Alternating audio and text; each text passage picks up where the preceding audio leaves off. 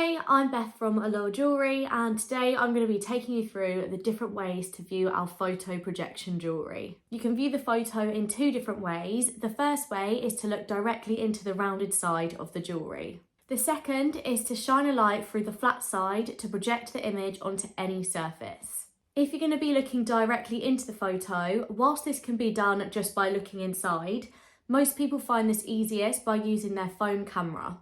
To do this, you need to place your phone camera so it's looking directly into the bubble and bring it closer until it's touching. And once you get close enough, the photo will become visible. If you're going to be projecting the image onto a surface, you'll need to place a light so it's shining through the flat side of the jewellery and point it at any surface from around 15 to 30 centimetres.